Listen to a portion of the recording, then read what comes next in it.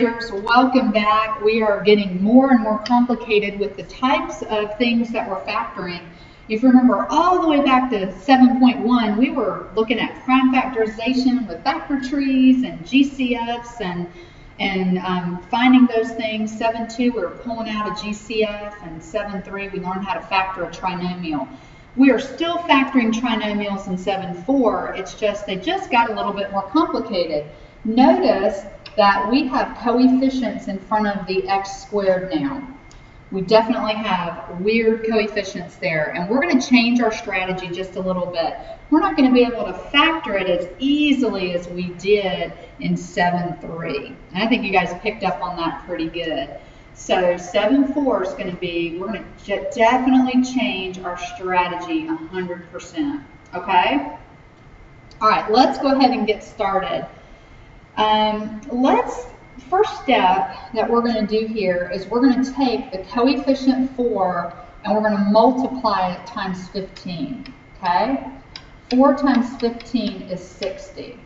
So what I'm looking for are factors of 60 whose sum is 16, okay? That's what I'm looking for ultimately. So if I write it out, I do 1 times 60, 2 times 30, 3 times 20, 4 times 15, 5 times 12, 6 times 10, okay? 7, 8, 9 don't work. So here's my list, and everything's positive, so that's why I'm sticking with the positive factors. I don't need to worry about the negative factors because there are no negative signs. So only one of those actually adds up to be 16, and that's this one. 6 times 10 is 60, but 6 plus 10 is 16. I need those two numbers. What I'm going to do is I'm going to bring down 4x squared, and I'm going to rename the 16x. I'm going to rename it as two separate terms, whatever order you want to put them in. It doesn't matter what order they're in. I'm going to rename 16x as 6x plus 10x. Because you guys just told me that 6 plus 10 is 16. So that's why I'm going to split up the 16. Is I'm going to make it 6x plus 10x. And then I'm just going to drop down my 15. Now, think back with me just a second. Remember when we did polynomials a couple sections ago? Anytime I have 4 polynomials, I'm going to tell you how I solve it every single time. I factor by grouping. That's how I do it all the stinking time. Okay? So factor by grouping, I'm going to take the first two. I'm going to find the GCF of those first two terms. That would be 2x. What's left behind would be 2x plus 3, okay? Now I'm going to do the same thing again with the 10x and the 15. So the GCF of 10x and 15 is positive 5. And what's left behind when I pull that out? 2x plus 3. Holy Toledo, look what we just did. We have a common binomial. Let's pull that out, and whatever's left behind, which would be the 2x and the positive 5, that goes into its own quantity. And guess what, folks? You just factored a very complicated trinomial. You did a great job. So that's how I do it. I factor by grouping. That's generally how I do these very complicated quadratic trinomials with a coefficient out in front. Any number other than 1 to me is complicated. So if a is 1, then I'll do it like I did in section 7.3. But if a is any other number than bigger than 1 or negative number, whatever, I will factor just the way I just showed you. Okay? Now let me do b with you. All right, notice we've got a 6 out in front and we've got 3. So we're going to do 6 times 3, which is 18. Okay? Looking good.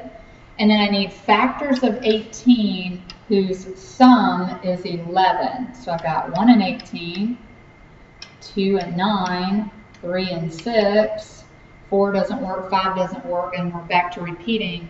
Only one of these adds up to be that elusive 11 that we're looking for. So we're going to drop down 6x squared, and what I'm going to do is I'm going to rename 11x. I'm going to call it 2x plus 9x. That's 11x's new name, 2x plus 9x, and I'm going to drop down my 3. Okay? So now I have a 4-term polynomial, and I'm going to factor by grouping. That's really very simply what I'm going to do. So GCF of 6x squared and 2x, I'm going to pull out a 2x, and that's going to leave behind a 3x plus 1. And then I'm going to pull out a GCF of 9x and 3. I'm going to pull out a positive 3, and that's going to leave me with, yep, 3x plus 1. Oh boy, look what we just did. I now have a common binomial, so I'm going to pull that out. Yoo-hoo! And then what's left goes into the other quantity, and I just factored that joker of a trinomial up top for B. We did a great job. That's how you do it. We didn't have to do a lot of guessing and testing and hoping and wondering if I got the numbers right. This just gets you directly to the answer. I think it's a great system. I really do. Now see, I'm going to do this one with you because of the negative signs, okay? Let me do this one with you. I'll try and find another one for you to do for extra credit, okay? So take 3 and let's multiply it to negative 8, okay? 3 times negative 8 is negative 24. So I'm looking for factors of negative 24 whose sum is negative 2. So I've got negative 1 times positive 24, 1 times negative 24. Negative 2 times 12, 2 times negative 12. Negative 3 times 8, 3 times negative 8. Negative 4 times 6, positive 4 times negative 6. And then we start repeating. Guys, only one of them, when you add those factors, will give you negative 2. And hopefully your eyes rested right on those 2 factors. So we're going to drop down 3x squared. We're going to rename negative 2x. We're going to call it positive 4x and negative 6x. And then we're going to drop down our negative 8. Okay? Looking good. Let's factor by grouping. Let's start with the first 2. No common factor with the numbers, but we can pull out an x, so that's going to leave us with 3x plus 4. And remember what I said, if you have a leading number that's negative, pull out a negative, because that will change the sign when you pull out a negative. So I'm going to pull out a negative 2, and that's going to leave me with 3x plus 4. Because if you pull out a negative number, it's going to leave behind positives. That's what pulling out a negative does, okay? It changes the sign of the numbers. If you're not sure, just kind of ask yourself, negative 2 times positive 3x, what is that? Yep, negative 6x. Negative 2 times positive 4 is negative 8, so we know we did it right. Looky here, got the same exact quantity. There's my common binomial, and then what's left behind goes into its own quantity. And you just factored it. Great job. Okay, so bring your questions to class. We'll go over example 2 and figure it out in a little while.